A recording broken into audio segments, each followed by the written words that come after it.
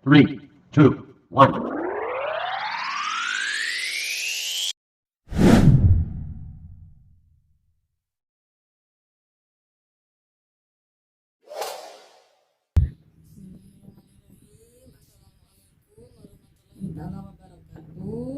Selamat sore semuanya. Saya Ria Amelia dari kelompok 3.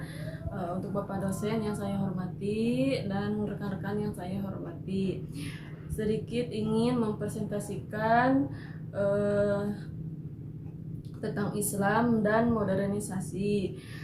Sebelum ke materi, saya mohon maaf bila ada kalimat-kalimat yang kurang tepat dan mohon bimbingannya. Islam adalah agama yang damai dan membawa keseimbangan, memiliki kitab yang diturunkan kepada Nabi Muhammad SAW, yaitu Al-Quran. Modernisasi adalah sebuah bentuk transformasi dan keadaan yang kurang maju atau kurang berkembang ke arah yang lebih baik dengan harapan akan tercapainya kehidupan yang lebih maju, berkembang dan makmur. Dari dua bahasa tersebut bisa diartikan bahwa kehidupan di masa modern sekarang yang sudah serba canggih dengan adanya teknologi yang diciptakan untuk mempermudah kegiatan-kegiatan kita sebagai manusia, tetapi dalam penggunaannya kita sebagai umat Islam harus bisa memilah mana yang baik dan buruknya, serta tetap berpedoman kepada kitab suci Al-Quran. Bagaimana Islam menyikapi modernisasi? Yang pertama, menerima adanya modernisasi dan dilandasi dengan keimanan dan ketakwaan. Yang kedua, memahami dan mengoreksi kembali gaya hidup di era globalisasi dan harus disesuaikan kebutuhan dan relevan umat Islam di zaman modern ini. Mengambil hal positif dan negatifnya yang dalam kehidupan. Ada sebuah hadis di mana disebutkan bahwa Islam sudah memiliki aturan yang mengatur kehidupan, yaitu oleh Al-Quran, dan akan mampu menghidupi era modern dengan cara menyesuaikan dalam hidup aturan dan dalam Islam. Sekian yang bisa saya sampaikan. Billahi taufiq wal hidayah. Wassalamualaikum warahmatullahi taala wabarakatuh. Assalamualaikum warahmatullahi wabarakatuh. Sebelumnya saya mau menjelaskan tujuan modernisasi Islam. 1. Mengubah paradigma pendidikan yang hanya mengarah kepada hal-hal akhirat semata untuk kemudian mementingkan kehidupan dunia. 2. Agar dapat menyesuaikan diri di era modern tanpa mengingatkan syariat agama Islam. 3. Agar umat Islam selalu beraksi dalam semua bidang di era globalisasi. 4. Adanya keseimbangan antara ilmu dunia dan akhirat sehingga umat Islam tidak tertinggal oleh zaman. Untuk ke-1, kita harus merubah pola pikir maupun sudut pandang kita terhadap agama dan perkembangan zaman, dalam arti tidak hanya mementingkan untuk urusan akhirat saja, tetapi memikirkan juga urusan duniawi. Perlu adanya keseimbangan antara agama dan modernisasi. 2. Kita harus bisa mendapatkan sesuai perkembangan zaman dan menolaki perjalanan hidup di era globalisasi tanpa meningkatkan syariat agama Islam. 3. Umat Islam harus mampu dan selalu terdapat di berbagai aspek dalam kehidupan. 4. Dengan adanya keseimbangan ilmu dunia dan akhirat, maka kita tidak akan tertinggal oleh zaman karena kita memiliki wawasan yang luas dari berbagai aspek, terutama kehidupan yang dijalani dan dilandasi dengan keimanan dan takwaan. Penutup, Islam dan modernisasi tidak akan lepas antara suatu sama lain. karena pada dasarnya kita harus selalu beradaptasi sesuai perkembangan zaman tanpa melepaskan syariat agama Islam agar selamat dunia akhirat. Cukup sekian dari saya. Wassalamualaikum warahmatullahi wabarakatuh.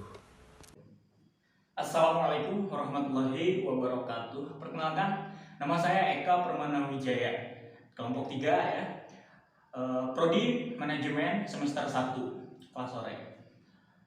Saya akan melanjutkan pembahasan lanjutan dari rekan saya, yaitu keterkaitan Islam dan iptek.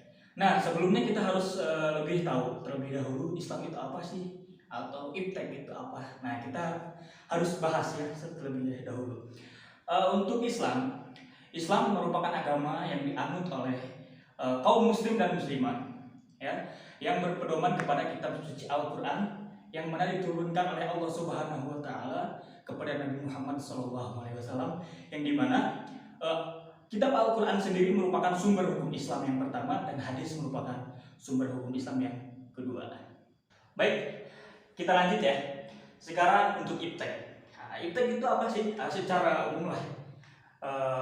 Pada dasarnya masyarakat semuanya tahu lah tentang iptek itu apa. Iptek merupakan singkatan dari ilmu pengetahuan dan teknologi, yang dimana itu akan menjadi sumber informasi yang akan meningkatkan kualitas ataupun wawasan dari semua orang mengenai teknologi. Begitu kurang lebihnya ya, meningkatkan wawasan ataupun pengetahuan tentang teknologi. Kurang lebihnya seperti itu. Nah, sekarang apa sih hubungannya antara iptek dan Islam? Apakah itu bertentangan atau tidak? Untuk era sekarang ya, era globalisasi, era modern, tentunya kedua hal ini sangat berperan penting dalam kehidupan. Karena dengan adanya teknologi, Islam akan lebih berkembang jika kita dapat memanfaatkan teknologi itu sendiri dengan baik. Kita ambil 4 contoh ya tentang manfaat iptek dalam Islam. Nah, yang pertama, menjadi sarana untuk beribadah. Mengapa demikian? Karena pada umumnya di era globalisasi ini masyarakat tentunya banyak menggunakan internet, apalagi media sosial. Kita dapat melakukan banyak sekali kebaikan melalui kegiatan-kegiatan ya yang positif tentunya, dan kita share melalui media sosial ataupun sebagainya, sehingga orang lain ikut menyaksikan kegiatan hal yang positif tersebut. Nah, itu akan menjadi ladang ibadah bagi kita tanpa kita sadari. Nah, lanjut ke manfaat yang kedua, yaitu menambah wawasan dalam konteks beragama. Mengapa seperti itu? Karena tentunya zaman sekarang itu untuk mencari sumber informasi, ya, pengetahuan dan sebagainya sangat mudah karena adanya internet ya tentunya.